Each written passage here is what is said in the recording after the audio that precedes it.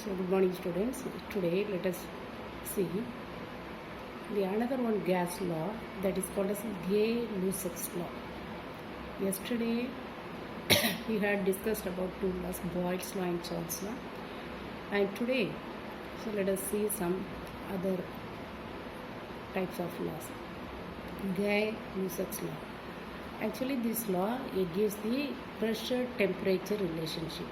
நான் நேற்று சொல்லிவிட்டதில் Boyle's law pressure volume relationship volume temperature relationship for Charles law இதெல்லாம் நேற்று சொல்லிவிட்டேன். அப்போ ஒவ்வொரு லாவும் எதுக்கு ரிலேஷன்ஷிப் ஆகுதுன்னு பார்க்கணும். Pressure temperature relationship is given by Gay-Lussac's law.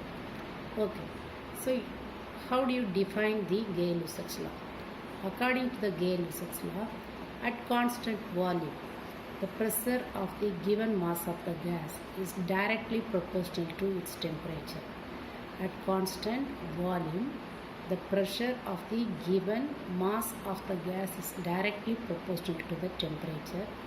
Otherwise, P by T is equal to constant K.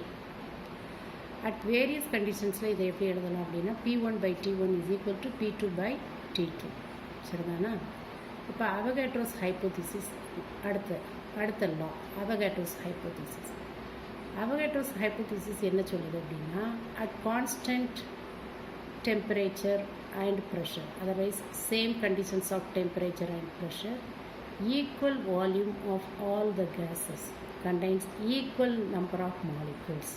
திரும்ப சொல்கிறேன், at constant temperature and pressure, equal volume of all the gases contains equal number of molecules.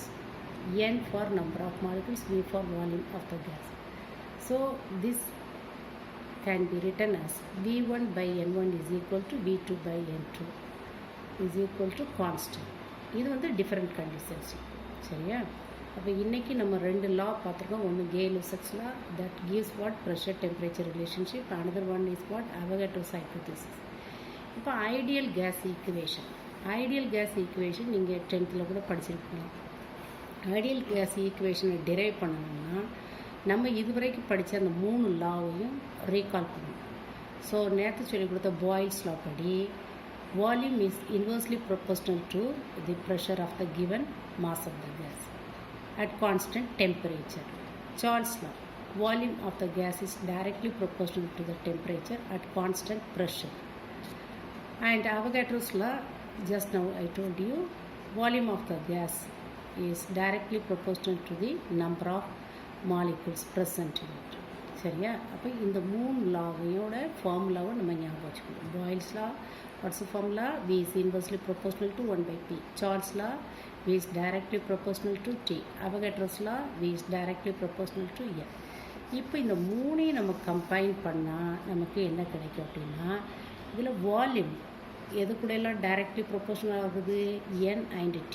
So volume is directly proportional to N into T and inversely proportional to the P. இல்லை V is equal to, இந்த proportionality சைனுக்கு பதிலாக ஒரு constant கொடுக்குறோம், that is R. சரியா?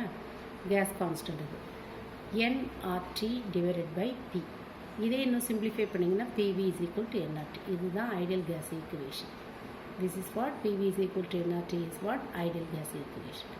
The ideal gas equation of pressure is what P and volume V, N number of molecules, R gas constant, T temperature. அப்போ gas constant வந்து நம்ம இதை வச்சு கால்குலேட் பண்ணலாம். கேஸ் கான்ஸ்டன்ட்டோட வேல்யூ எவ்வளோங்கிறத இந்த ஈக்குவேஷன் வச்சு நம்ம டிரைவ் பண்ணலாம். So from this equation we can get R is equal to what? PV divided by N into T. PV into what? N into T. சரியா? அப்போ சப்ஸ்டியூட் பண்ணுங்க. அந்த Pயோட value 1 atmospheric pressure. For 1 atmospheric pressure, the gas occupies 22.414 decimeter cube of volume divided by N 1 mole into temperature 273.15 Kelvin. இது room temperature. இப்போ இதுக்கு meaning என்னென்னா 1 mole of the gas at 1 atmospheric pressure, it occupies 22.414 decimeter cube of volume and the temperature is for 273.15. இதை simplify பண்ணோம்னா நமக்கு வேல்யூவில் கிடைக்கும் R வேல்யூனா 0.0821 டெசிமீட்டர் கியூப்.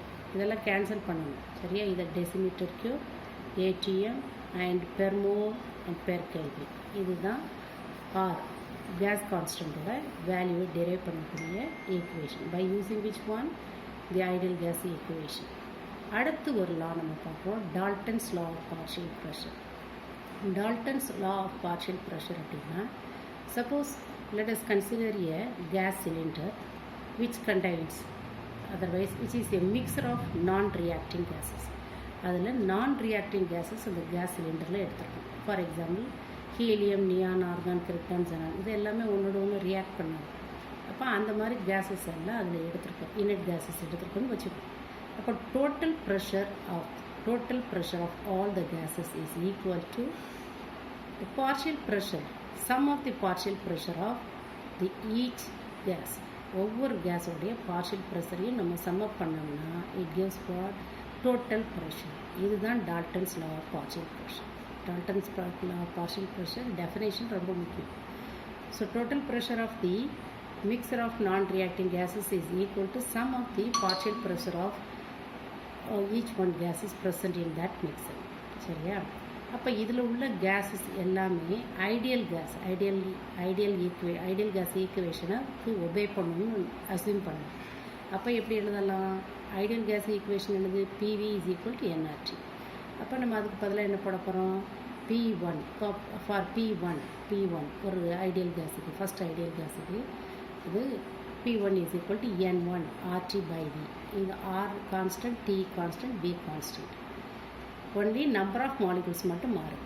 அதாவது அந்த கேஸ் சிலிண்டரில் நான் ரியாக்டிங் கேஸஸ் எடுத்துருக்கோம், அதில் number of molecules of the gases only different. அப்போ P2 is equal to what? N2 into RT by V. And P3 is equal to what? N3 into RT by V. இப்போ இந்த P1ஓட value, P2ஓட value, P3ஓட வேல்யூவை எதில் substitute பண்ண போகிறோம்? இந்த ஈக்குவேஷனில் P total is equal to P1 plus P2 plus P3 நம்ம பார்த்தோம்ல Dalton's law of partial pressure, அதில் நம்ம சப்ஸ்டியூட் பண்ணுறோம். அப்போ நமக்கு என்ன கிடைக்கும்? P total pressure is equal to N1 into RT by V plus N2 into RT by V plus N3 into RT by Vன்னு பார்த்தோம். அப்போ இதில் எல்லாமே எது காமனாக இருக்கும்? RT by V காமனாக இருக்கும். அப்போ N1 plus N2 plus N3 into RT by Vன்னு எழுதலாம்.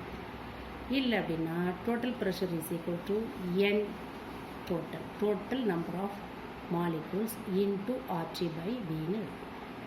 இப்போ நமக்கு ஏற்கனவே தெரியும் PV is equal to NRT, இல்லைன்னா P by N is equal to RT by V. அதிலே நம்ம அதை மாடிஃபை பண்ணியிருக்கோம் அந்த equation. P by N is equal to RT by Vன்னு நம்ம எடுத்துக்கோம். அப்போ இங்கே RT by Vக்கு பதிலாக நம்ம என்ன போடலாம்? P by Nன்னு கொடுக்கணும். இந்த RT by Vக்கு பதிலாக நம்ம என்ன போடலாம்? P by Nன்னு கொடுக்கணும். அப்போ நம்ம என்ன செய்யணும்? P total is equal to, இந்த ஸ்டெப்பு எங்கேருந்து வருதுன்னு புரியுதா? So how we are getting the step. இந்த ஸ்டெப் எங்கே இருக்குது? RT by Vயோட வேல்யூ, அதாவது P அந்த RT by Vயோட வேல்யூவை நம்ம இங்கே கொண்டு வரோம்.